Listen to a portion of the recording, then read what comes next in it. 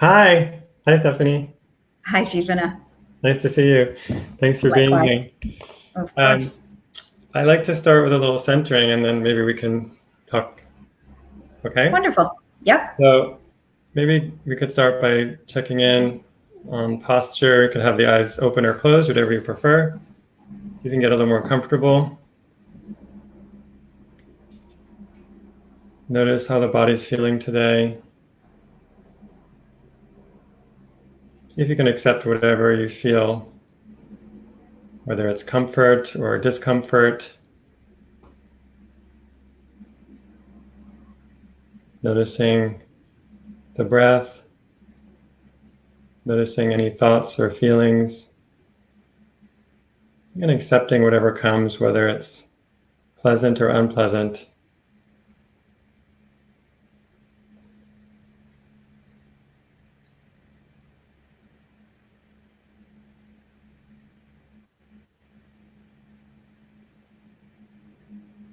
And then take a breath and a slow exhale. Let's slowly open the eyes. That was very brief. Let's see, are we actually live? Check. So while I check, Stephanie, can you do you mind introducing yourself? It's so good Sure, to see not you, at by all. the way. It's been a while. It's great to see you too, Jeevana. It says that we've been live for like a minute 40, so I think we are. Oh, good. Um, We're live. but you can confirm that on your end while Yeah, we're I. live. Okay, great. So my name is Dr. Steffany Moonaz. I am a yoga therapist and a yoga researcher.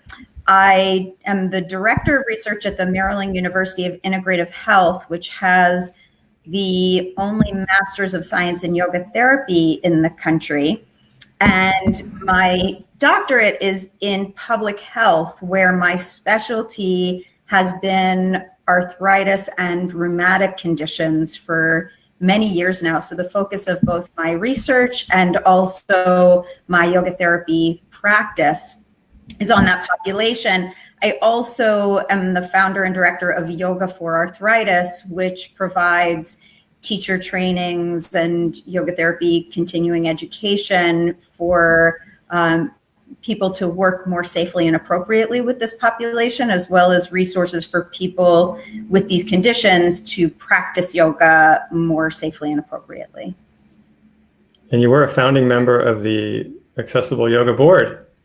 Yeah, I'm a proud supporter of accessible yoga. I consider all of the work that I do to be under the umbrella of that work, that movement, really. And I'm thrilled to be here talking to you. And I love Jeevana. I think he's just a stellar human being. So anything I can do to work with or support Well, Jeevana, I'm on board. thank you. I love you too. I do. And I love talking to you because you always help me with yoga research. Normally, that's the conversation that we often have is I ask you to explain things to me in yoga research, although it's been a while. I think we've been distracted. But Really? other, but I'm excited that you're here. And I wondered if maybe we could clarify the topic because I think I Yeah. said to you a little bit off camera, like I just want to be clear about what we're covering today. Maybe you could talk about Yeah, that. absolutely. So I was interested in having this conversation with you, Jeevana, because there's a lot of talk around this pandemic about the populations that are high risk. So people who are seniors, people who have chronic conditions, and under that umbrella of high risk populations is the population that I work with and have been working with for decades. And so this issue of increased risk is really pertinent to the work I do, especially because when someone is higher risk, the reality is very different in terms of how do we take care of ourselves. You know, we're all trying to figure out how to take care of ourselves. And for those who are in a higher risk category, that looks and feels a little bit different. And I think it's important during this time to consider what does that look like? What does self-care look like, including all of the tools of yoga very broadly? You know, the work that I do all of the time is about how we use the tools of yoga to help manage these conditions. What does that look like now that we're all going through this massive experience together? Yeah, thank you. Maybe can you even define what autoimmune conditions are and also how arthritis fits into that? Because I don't think everyone gets that relationship. Yeah, absolutely. So an autoimmune condition, if you break it down into auto and immune, auto means self, and an autoimmune condition is a condition where the immune system is dysregulated.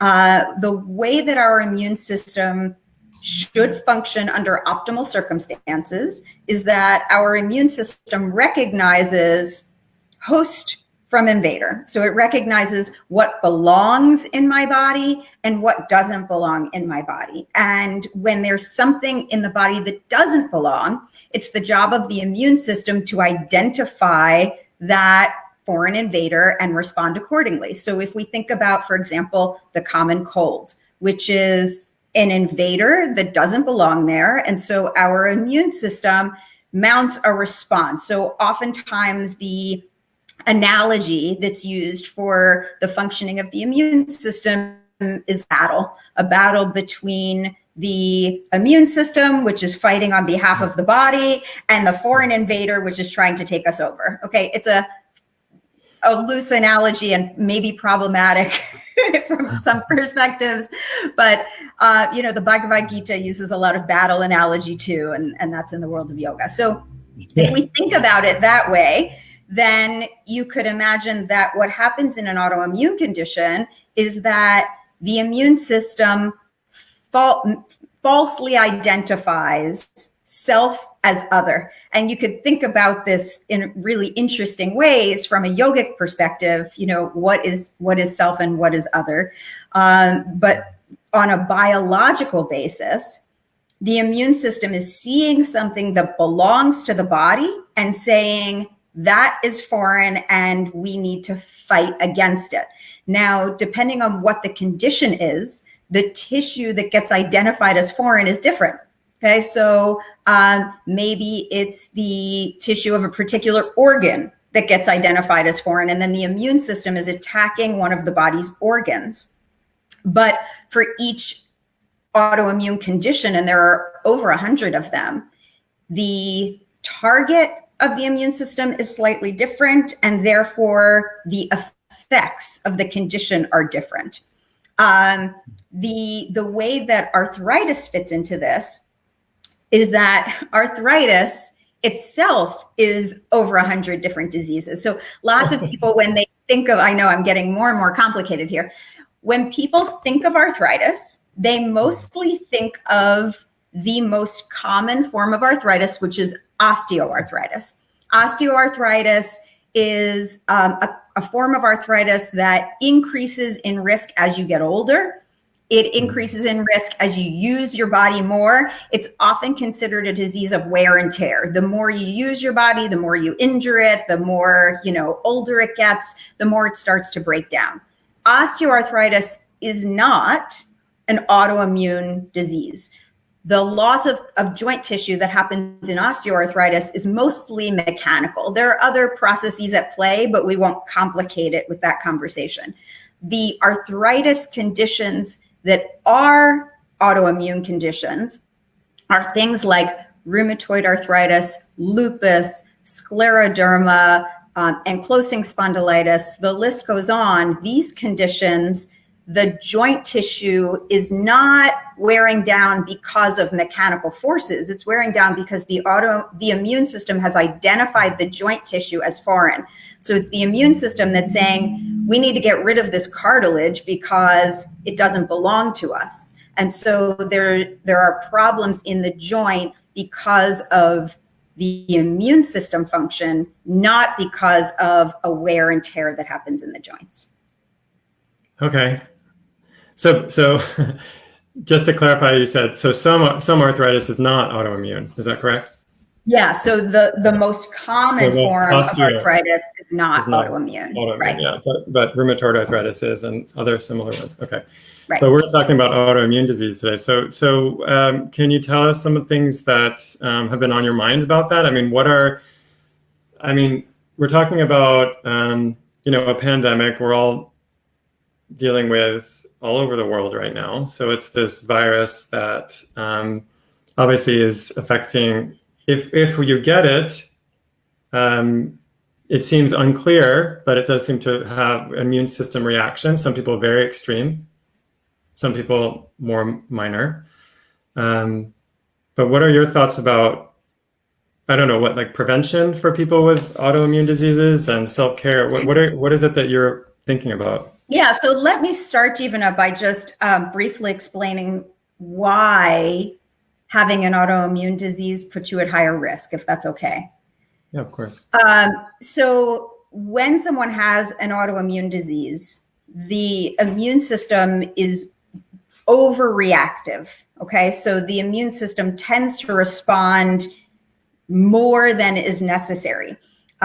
We call those flares of diseases. And what happens in a flare is that there is a peak in the symptoms, and those symptoms can include the way that you feel when you have the worst flu you've ever had. So aching and fatigue and fever and mental fog and pain and all of those sorts of things are features of a disease flare.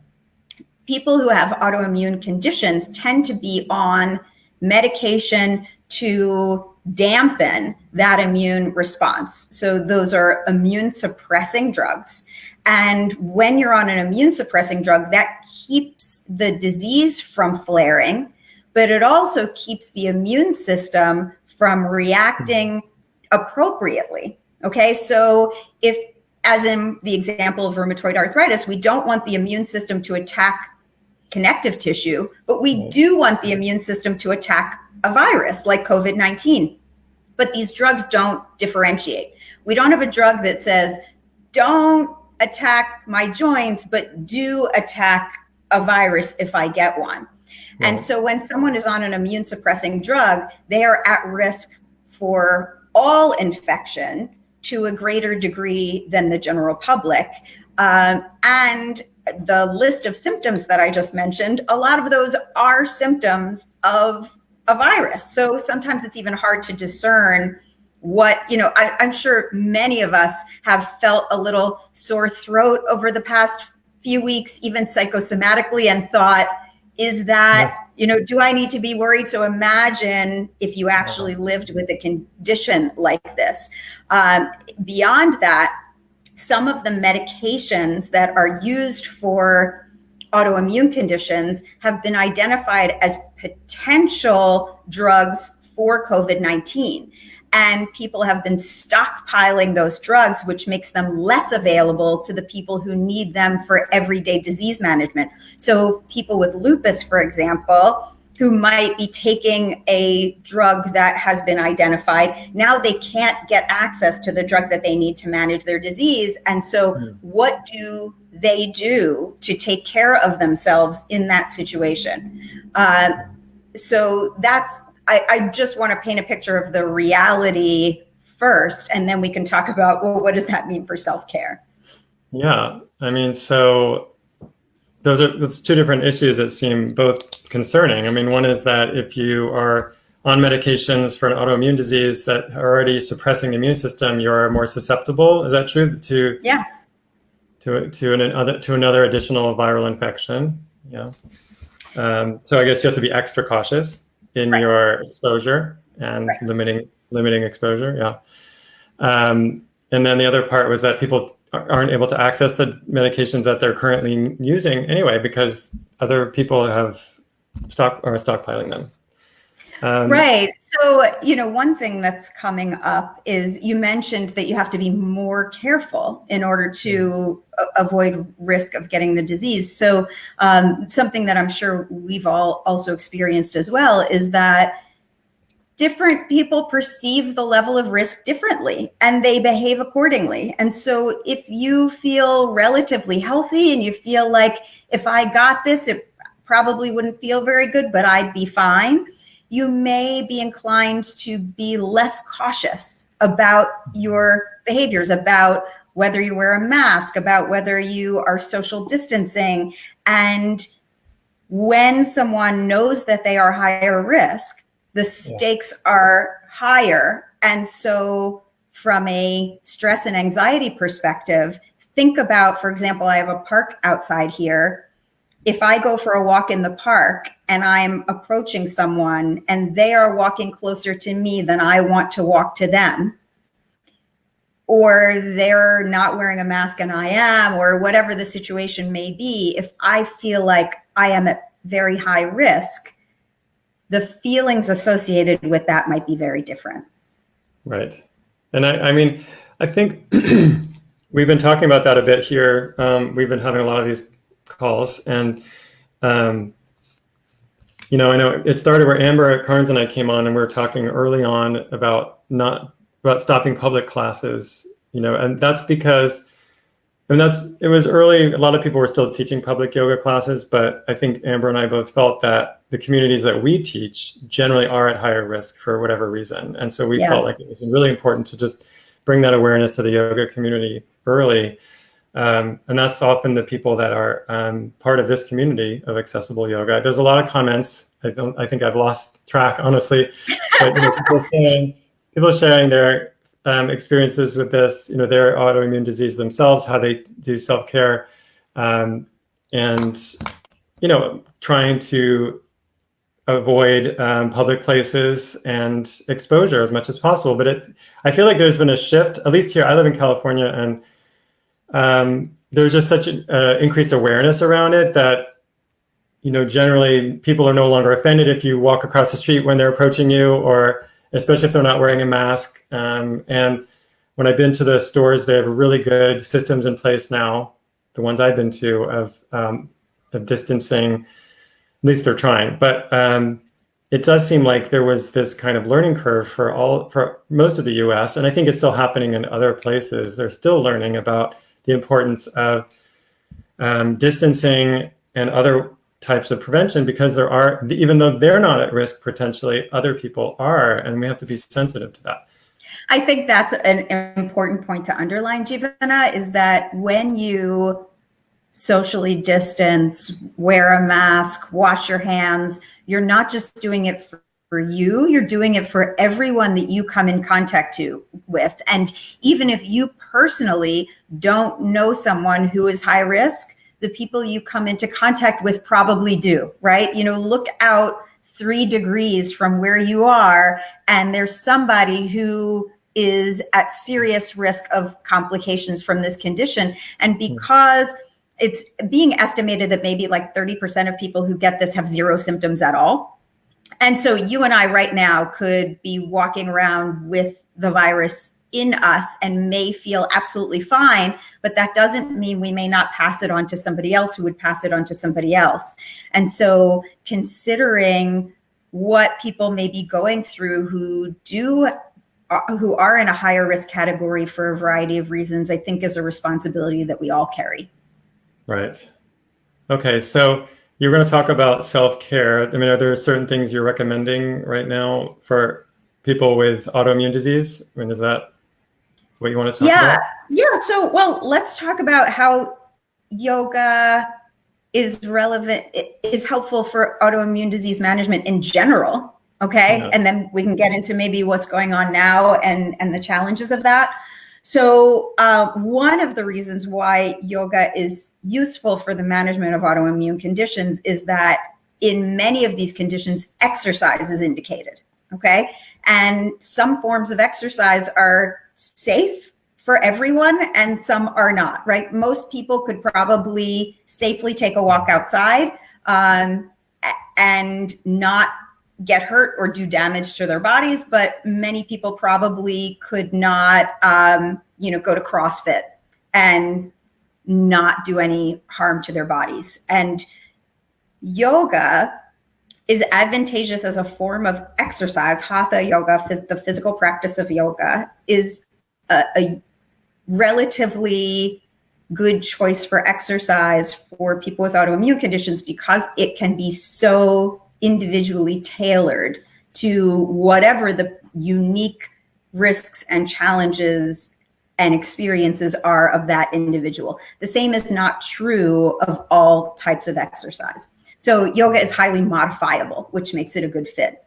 But beyond that, yoga also can deliver many different aspects of physical conditioning, sort of all in one, right? So you go for a brisk walk and maybe you get your heart rate up, but you're not doing anything to strengthen the muscles that surround your joints and help to keep them stable. You're not doing anything necessarily to improve your balance, which can prevent falls and decrease risks associated with falls. So because yoga as a physical practice is so comprehensive, it can deliver more benefits than some other forms of exercise could. Of course, yoga as a larger concept is not strictly a form of exercise, and the tools of yoga can help to regulate the nervous system. And the nervous system and the immune system are very closely linked. There's a whole field called psychoneuroimmunology. And that talks about how the wiring of our nervous system is connected to our psychology and also to our immunology. So if we can use the practices of yoga to regulate the nervous system, then we can also affect what's happening in the immune system. And that includes breathing practices that help to calm the nervous system, mindfulness practices that help to regulate the thoughts that are going to affect the nervous system, relaxation practices that help to calm the nervous system. And so that's a kind of a second bucket. And then I would say the third is the philosophy, which is the way that we relate to our experience, the way that we perceive it and frame it and connect around it. And that is a set of tools that I think is also really important, both for its downstream effects on our physical health, as well as what we experience regardless of our physical health. So if we let me just take you back though. So you just made 3 important points, and I know that this community is very knowledgeable, but I still think it's worth highlighting the first point, which is you said that the physical practices of yoga are very adaptable, and I think that's what you said. And I would just highlight that and say that I think that's a big part of the work of accessible yoga, and I know of your work as well. I mean, your training is awesome in terms of that, of learning to adapt the practices for people. And I know you have a lot of resources for that as well. I think you have a lot of videos and online teaching available for people who want to learn about that. So I just want to give you a plug for that. And of course, an accessible yoga we do too. But I just think that it's not an assumption that the whole world makes about yoga. That's something that we know. We know that yoga is adaptable, that asana can be done by anyone at all. But that's not the way it's perceived in the world. So I just think there's a lot of work to do around just increasing that understanding around the fact that asana also shouldn't be too strenuous, that it should actually be, and I would just say in order to support the immune system in particular, it has to be done in a way that's not actually causing more strain on the system, but actually strengthening and building the system up, right? And that's not always the way it's done. Right, right, absolutely. And, that brings up, Jivana, how yoga may be used as self-care right now. In particular, I would say, if anything, we need to be gentler with ourselves. We're all going through so much, and now may not be the time to push ourselves to do more and bigger, but now seems like a time to come inward and reflect and be gentle and care for ourselves, which doesn't mean sitting around on the couch eating bonbons, but I think it's a time maybe to think about how our practice can be nurturing rather than exhausting. And Although sitting on the because couch eating bonbons is also really good. that can be a mindfulness practice. Don't get me wrong. Totally, I'm totally into Really that. smell I the don't know what bonbon. bonbons are, but well, Okay, so now that most yoga teaching is happening in forums like this, on online platforms, I think it's also important that people who have chronic conditions are looking for safe and appropriate guidance for how to practice at home. So there is a whole lot of yoga available, all kinds of recordings on YouTube and all sorts of, every studio is opening their studios online, and that actually is a huge opportunity because people can get access to teachers all over the world, but it also requires discernment in finding safe and appropriate practices. Yeah. And I mean, that's what I'm going to hopefully do here too, is try and interview more people. We had a great session with Sherry Clampett, who does therapeutic yoga, which is like restorative yoga. Yeah. And it's just, that is the kind of down-regulating practice that I think you're thinking about right now, more restorative, inward, calming. I think, that's really good for a time where you're overly stressed and the immune system then is stressed too. I mean, there's that direct relationship. Going back to what you said about psychoneuroimmunology, I always laugh because I say that, the yogis would have thought it was the most ridiculous thing that we have to study the relationship between the mind and the body, because to them that was already one thing. The mind body, anything in the mind is happening in the body automatically. There was no separation at all. But now in the West, we kind of study that relationship, and also the way it interacts with the immune system. The mind, what you do with your mind and what you do with your body also affect your immune system. Like, of course, but we have to prove that. And yet I know there is proof now. There's a lot of proof happening with I think stress and the impact on the immune system. Yeah. Right. Can we actually talk about that for a moment, Jivana? Because we haven't even discussed that as an important factor here, but psychological stress. So there's physical stress, which is like something that is stressful to the body, but there's psychological stress that impacts the body more indirectly. And when someone is experiencing psychological stress, which we are all now to some degree, even good life events, positive changes cause a stress response. So when someone gets married or gets a new job or moves, there's an effect on the body from the stress associated with that, even though it's positive. So whatever changes are happening in all of our lives, there's increased stress from it. And increased stress is associated with increased disease activity and autoimmune conditions. So you're more likely to get a diagnosis of an autoimmune condition after a stressful event or experience.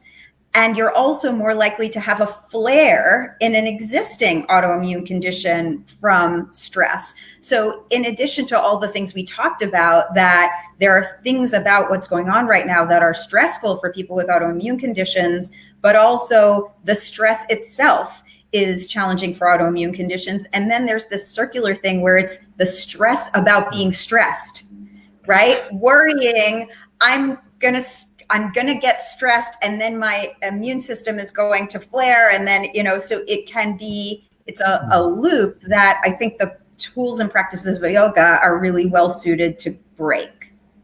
Yes. I've found that myself the last couple of weeks, that it's easy to get into like a stressful loop, worrying about something, and then it just goes on and on and on. And the only break is actually in practice. Like, I feel like if I can get myself to go and get on the mat, I can have a little bit of relief. And it's funny because then I just see my family stressing and then I just get annoyed with them. Well, I think that's where the third bucket comes in. Okay, right. Okay. Yeah, so I mean, that gets to and this is something that gets talked about not only in yoga, but in psychology and sociology and, in many 12-step programs as well. We can only control our own thoughts and behaviors. And so when we project our expectations and beliefs onto the behaviors of others, that's a recipe for disappointment and stress and aggravation and all of the negative places that we don't want to go, because, you know, that classic saying, when you point a finger, three are pointing back at you. So if I get frustrated with you because you're not taking better care of yourself, or you're not wearing a mask, or you're not, you know, taking the, whatever it is, then I am affecting my own health by getting caught up in your actions and beliefs, rather than focusing on what I can affect, which is the way that I handle this. Thank you. I know. I mean, it's one thing to know these things, another thing to do them, you know. So absolutely. To be honest. No, but I think it's very relevant because, you know, we are all living in very close quarters, and the opportunity to walk our walk is very real, and heightened. And, you know, it's a great challenge to be able to navigate our relationships with grace and poise, but it's also a huge opportunity. Right. And I like the direct relationship to the immune system, because I think that learning to control our own reactions and watch ourselves, you know, so that we don't get caught up in anger and frustration and judgment, I think that actually serves us, because it helps our immune system. Our nervous system calms down, and that, right? Isn't there a direct relationship there? Yeah, absolutely. And that sort of touches on an issue that I see come up a lot in this population, which is shame and blame. Because if you know that there is a relationship between stress and your disease activity, then there is a tendency to want to look backward into the past and say, if I only this, or if you only that, then ... And so that can go to a place where we are blaming ourselves for what's happening with our disease, or blaming others for what's happening with our disease. Or if you have a loved one with an autoimmune condition, blaming yourself for whatever role you may play in affecting their stress response. And again, we can only be responsible for ourselves and our own behavior. But also, I think that it's most productive to look backward as an opportunity to look forward. So to look backward, not to blame and shame, but to look backward to learn from, oh, I notice that when this happens, this is how I feel. So when I eat these foods, then I notice that my joints hurt. Oh, that's a lesson. When I go forward, I can take that into consideration in the choices that I make, as opposed to, I shouldn't have eaten that. I knew I shouldn't have eaten that. I knew it was going to hurt my joints the next day. Why don't I have more self-control? Why didn't he tell me not to eat that? Why did they start, all of that we can get into, which is not in service of our own physical and mental health and well-being going forward. So I think when we look at that relationship between stress and disease activity, we have to think about, how do we look at that through the lens of growth instead of through a lens of shame and blame. Mm-hmm. That's great. Keep going. You had more. I know you had more things you wanted to say. Well, okay, so we talked about yoga as physical activity, the physical practice of yoga, and the importance of maintaining a physical practice. Especially, I think now a lot of us are in different environments than we're used to. If we're sitting at a workstation, it's a home-built workstation that may not be ideal for our bodies. Some of us are working longer hours. Some of us are working longer hours trying to file for unemployment or loans with the SBA, or working with our accountant to figure out how we're going to do it right. Like, lots of people are doing more computer work. If you're a yoga instructor, you're probably doing more online too and trying to figure out those platforms. And so I think it's very important for us to not negate the physical practice. So when we say taking time to go inward and reflect, that doesn't mean ignoring the physical practice. It just means being discerning about how we apply the physical practice. So stay active, stay moving, stay connected to the physical experience of your body. And then the next bucket that we talked about are the non-physical practices of yoga that can help to regulate the nervous system and thereby impact the stress response. And I think that this is an opportunity for those who tend to think about yoga as mostly a physical practice to start incorporating some of those other tools and see how does it change your life, especially since many of us are in different routines. If you had a commute to work, you probably don't anymore. Unless you're an essential employee, many of us are in very different patterns, and that can be an opportunity to create a new behavior and fit it into this new life schedule that we're living in. Routine is really important for helping us to stay grounded. And if we can build some of these practices into our daily routines, it doesn't have to be an hour on the mat. It can be, and that's lovely and beautiful, but it can also be taking a deep breath before you eat a meal. It can be, stretching in bed before you get up. It can be a gratitude journal that you write in before you go to bed. It can be, looking out the window once an hour and finding something inspiring. So finding ways to bring the non-physical practices into our daily lives has an opportunity to impact our self-regulation throughout the day, not just, what many people may have been accustomed to before as a yoga practice, which was showing up at a studio once a week for an hour. And also I thought of pranayama, breathing practices, and meditation. I mean, it was great to hear you talk about how you can bring those into your daily life, but there are also formal practices that are not asana based that people might want to explore right now that I'm sure would be really good for the immune system.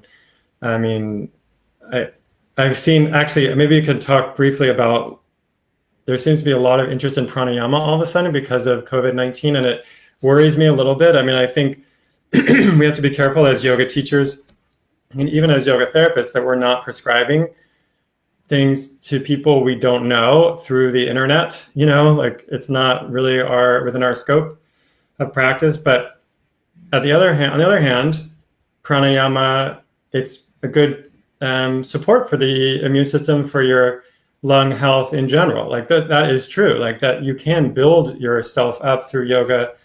I think of yoga as more like prevention than cure, right? Like we're not really a medical system that's designed to treat things as much.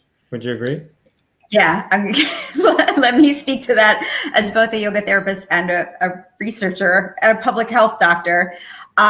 So yoga is a set of practices and philosophies to support health and well-being, to ideally help us find and maintain homeostasis of all systems, right? To bring ourselves back into balance in all ways, across all koshas. And what a yoga therapist does is looks for those imbalances and teaches, recommends practices that may help someone find balance in the ways that they are seeking it, which is very different from diagnosing and treating disease, which we do not do. So even a yoga therapist who may recommend specific practices for a specific person is not treating the disease, because frankly, that disease is in a Western medical model, and our assessment and recommendations are coming from a Panchamaya Kosha model, right? Completely different ways of thinking about health and well-being. So the notion of and the Panchamaya Kosha, I'm just going to slow you down because hopefully everyone knows what that is, but the Panchamaya Kosha is the model. It's like more of a holistic model that yoga is based on, of seeing the body as layers, kind of like the psychoneuroimmunology is like a Western, way of seeing koshas, right? That these are all interconnected layers of being, the body, breath, mind. Yeah. Right, but the Panchamaya Kosha model has aspects to it that the Western medical model doesn't recognize. Right, like the spirit or even the energy body, right? Yeah. And so we're operating in completely different models. So any sort of Western diagnosis doesn't really exist in a yogic in a yogic framework. So it's sort of apples and oranges in that regard. But also, we don't treat disease because it's against the law. So there is a scope of medical practice, and if you are trying to treat a disease, then you are practicing medicine without a license, which is against the law. Okay, so we don't do that. Thank you, Jivana, for bringing up this important issue. And so I think I agree that I am concerned with that kind of language of like, here are breathing practices that you can use, even prevention. I mean, do we really know which breathing practices are going to prevent COVID-19? As a researcher, there is no evidence that any breathing practice can prevent COVID-19. We just don't know. Maybe it's possible. Or any virus. Right. Or any virus. Right. So it's possible, but we don't know. And actually, I'm going to bring up, so I right now have an offer that I'm providing yoga therapy at 50% off for anyone who is in a high risk category. So if you're an essential worker in healthcare, if you have a COVID-19 diagnosis or exposure or a pre-existing chronic disease. And when I posted that offer on Instagram, someone responded that they were concerned about yoga for COVID-19. And so I think it's really important to clarify, this is not yoga for COVID-19. This is yoga for people who may have exposure to COVID-19, right? So offering the practices of yoga to people who are affected by this pandemic, directly or indirectly, physically, mentally, emotionally, and otherwise, I think is incredibly important, but also is the language around what exactly are we doing? We're offering the teachings of yoga to people who are affected by this pandemic, which is very different from using yoga to treat people with this pandemic, right? And I often say that, yoga offers a way to address the stress that we have, the mental and emotional stress, and physically in the body, the stress that we deal with. And I feel like that's a great strength of ours. Right. And we don't have to do more. Like, that's enough. Like, it's enough to be able to offer stress reduction. And especially, I think we were talking about people that are dealing with COVID-19, because directly as caregivers or people who have it themselves, there's a stress related to that yoga could support, just like for anyone else. So I don't think that's a claim. I think that's a claim that we could make, that yoga can help us deal with stress. But that's all we know, right? I mean, there's not a lot more. Well, I should ask you that, I guess. Well, we do know, actually. So yoga research relative to research on many other types of interventions is in its infancy. Right. But we do know that the practices of yoga can literally change the structure of the brain. We know that the practices of yoga literally can change gene expression. We know that the practices of yoga have very real effects on the physical body and its many systems. So it's not just stress. Stress happens to affect, stress is sort of a gateway to all of those things. Yeah, right? I would say that the gene expression that you mentioned, it's usually a stress-related event, right? That can impact the genes in a negative way. Right. The yoga can protect from that. Yeah. So I don't want to diminish the importance of stress management, that it affects so much about our bodies. And also there are other mechanisms by which yoga is probably effective, aside from the role that it plays in stress management, right? And so yoga actually is one of the recommended practices for supporting people who have a COVID-19 diagnosis, not because it treats the disease, but because it can help you live better while you have it, just like it can help you live better no matter what you're dealing with in life. Mm-hmm. Right. Including just your perspective on it. Right. And you explained earlier why, the different reasons, because of the adaptability of the physical practice, the nervous system benefits to the subtle practice, right? You call them the non-physical practices, to the philosophy. There's so many reasons. Okay, there's a question for you though. Can I ask? Yeah. It was a question about your favorite practices for processing shame. And actually, I heard there was another comment earlier about trauma and the relationship between, I would say, shame, and also I would bring in trauma and arthritis or autoimmune flares in general.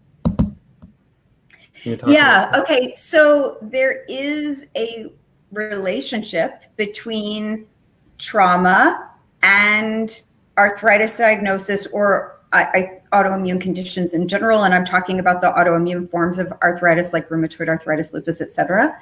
I think it's really important to not conflate the causality here, in that there is a percentage of people with those conditions who have had a traumatic experience. That doesn't mean that everyone who has an autoimmune condition has a trauma history. It also doesn't mean that everyone who has trauma will get an autoimmune condition, right? So there is a higher percentage of people with autoimmune diseases who has a history of trauma compared to people without autoimmune conditions. But I think when people become aware of that relationship, they too often project it inappropriately and suggest that anyone who has an autoimmune disease must have a trauma history. Right. There are lots of different triggers for autoimmune diseases. So I would say that an autoimmune disease is like a switch in the body that has to do with this gets to gene expression. Usually, most autoimmune conditions have some sort of genetic component to them. So if we think about the genetics as sort of the switch, then there can be any sort of activity or event that flips the switch on. And so some people may have that genetic risk and never develop the condition. But there are lots of things that could flip the switch on. And trauma is one of them. But so is an infection, or, like something like the flu, or for a lot of people, it's Lyme disease, right? So they get a bite by a tick and that triggers a reaction, and then there's an autoimmune condition. And sometimes it's like a relatively benign event, like they go off to college, and that's stressful in a positive way. And that may be just enough stress to the system to flip on that switch. So I acknowledge that relationship and also some of the risks associated with it.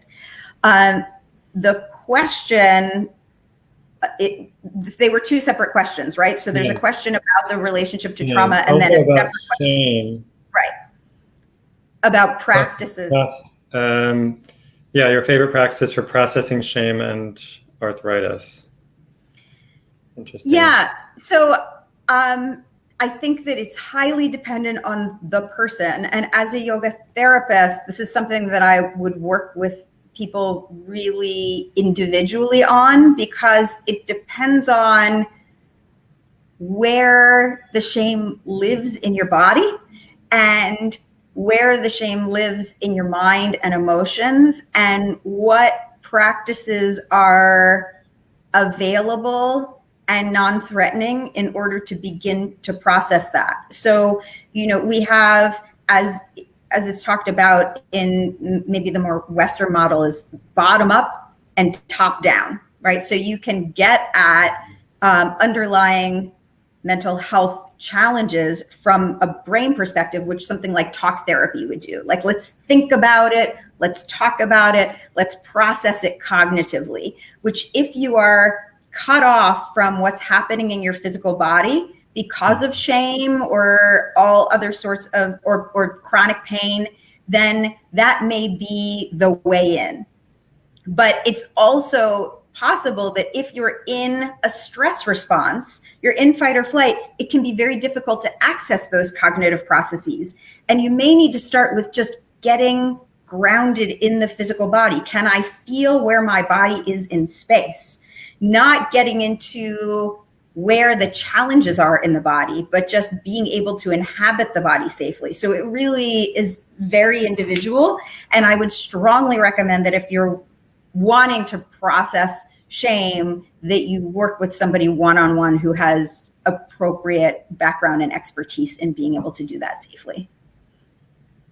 Thanks. I was wondering if you were done. Like, I feel like I kind of took you off track a little bit. So I don't know if you had other thoughts about the general topic. I mean, we're kind of running out of time. We have a little bit more time. Yeah, did you have other thoughts you wanted to share about self-care? Or I can keep asking. Well, I think that we didn't get really far into that third bucket of philosophy. And I think that that is such a huge opportunity. I think that many people practice yoga for a long time and don't go there.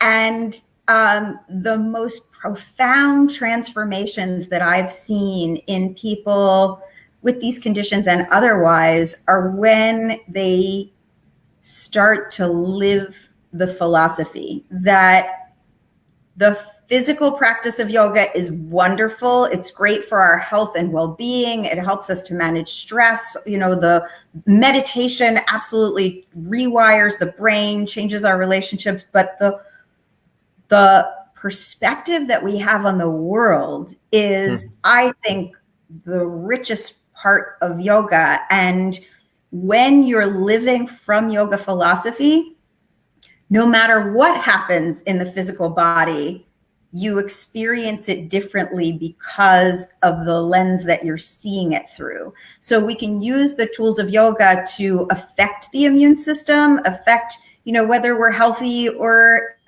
ill, but the philosophy is going to help us move through that health and illness regardless of all of the twists and turns that it takes. Right, and this is why I love you so much.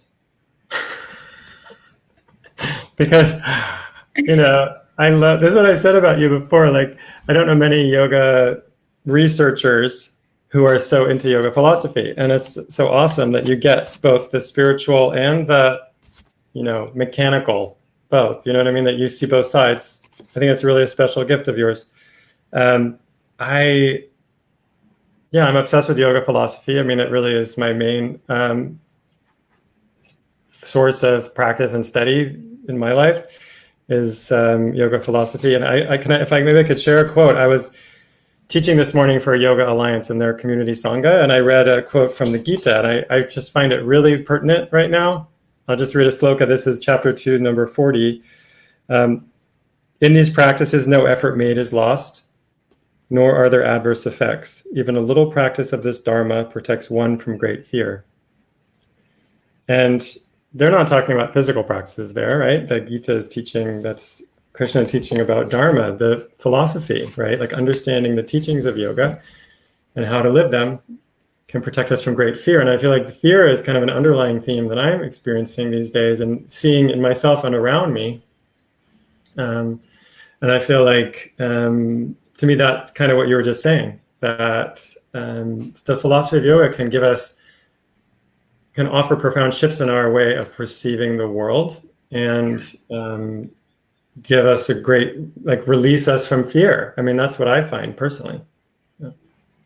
Yeah. And I think that gets to, Jeevana, a lot of what we were talking about at the beginning of this conversation around, increased risk and the challenges associated with being at increased risk. And I think a big part of that is fear, and it's fear of the unknown. And these times are nothing if not uncertain. Right. We have no idea who has the virus, what surface it's on, what the economy is going to do, when we're going to be able to go back to any sort of semblance of life as we knew it before, if that's even possible now. Yeah. What's going to happen with 6 months of quarantine, and I think you're right. The philosophy is the greatest tool for living in uncertainty, no matter what that uncertainty is about. And I feel like many people with autoimmune diseases and other chronic illnesses and disabilities have been living in that space already, and so actually already know a lot of this and can teach other non-disabled people about it right now. Many people have been living in isolation basically before this, to protect their immune system or because of fatigue or whatever. So I always like to say that in these conversations, that I think this is an opportunity to kind of turn the tables on what's been going on, and actually also realize that disability, illness, and can help us face death in a way that most of us want to avoid doing, and that much of our fear arises from that. Arises from this overarching fear of the unknown, death that kind of looms over us. Yeah. So I'll add, Jeevana, that in my little area of arthritis conditions, there are 300,000 children in the United States alone who have these conditions. And so it's not only an adult issue, and that's just arthritis, let alone other autoimmune conditions.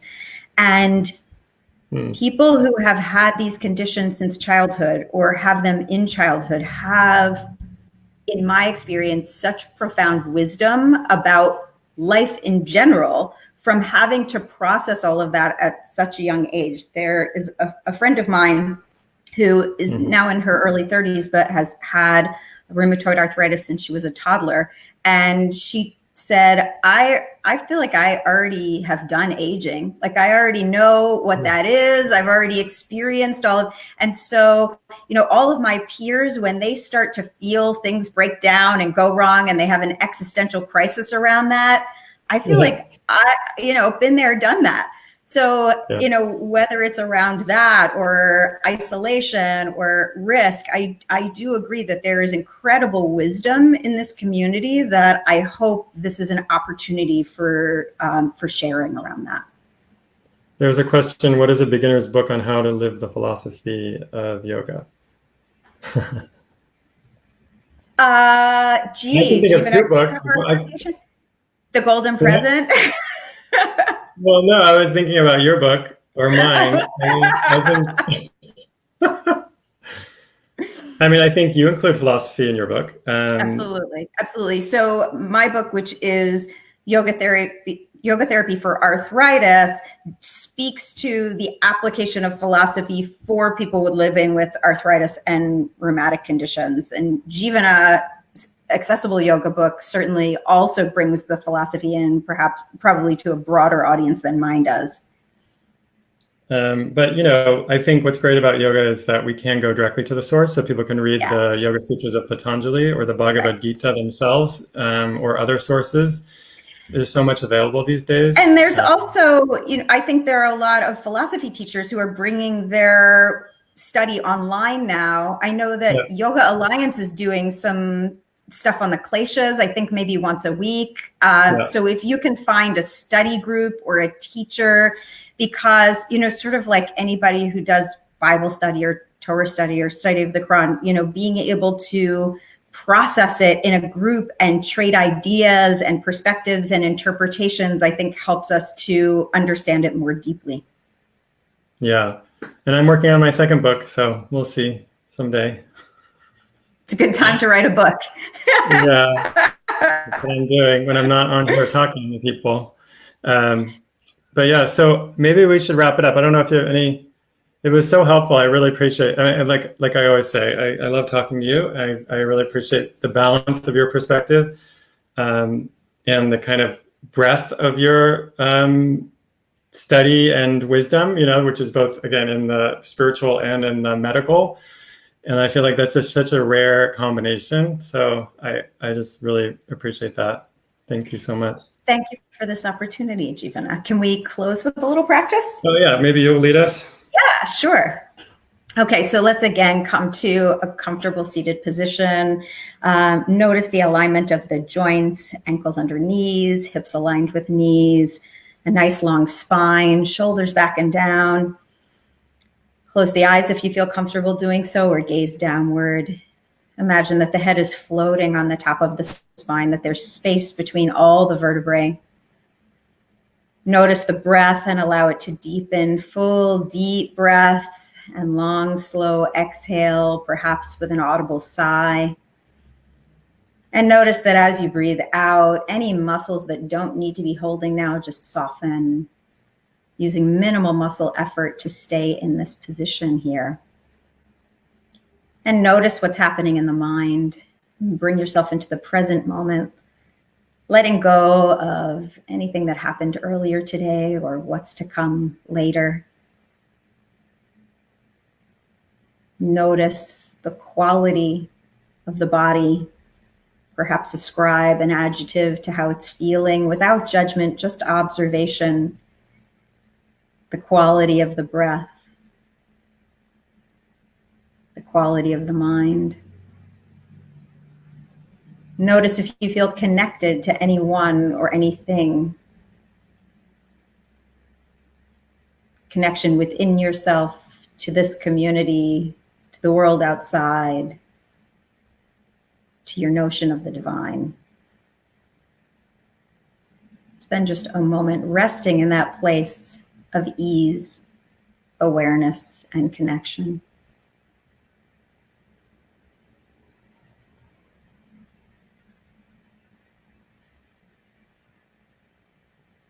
And then take another deep breath in, and as you let it out, release this position.